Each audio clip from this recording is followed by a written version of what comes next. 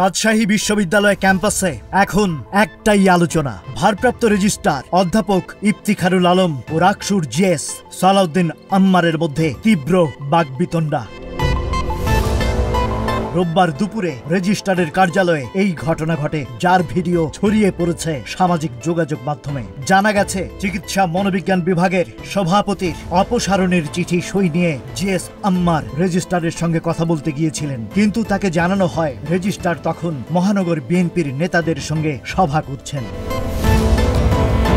ভিডিওতে দেখা গেছে, আম্মার অনুমতি ছাড়াই কক্ষে প্রবেশ করলে রেজিস্ট্রার তাকে বাইরে অপেক্ষা করতে বলেন। এক পর্যায়ে রেজিস্ট্রার জিএস কে উদ্দেশ্য করে বলেন, এই বেয়াদব ছেলে। জবাবে আম্মার চিৎকার করে বলেন, আমি কে মানে? আমি রাকসুর নির্বাচিত জিএস। তবে সভাটি বিএনপির ছিল না, ছিল জাতীয় নাগরিক party NCP.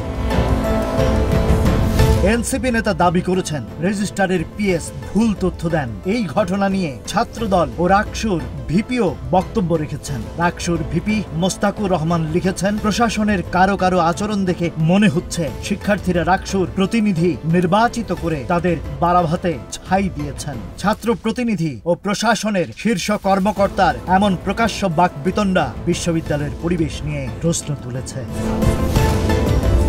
Rajib Raihan, news flash 71।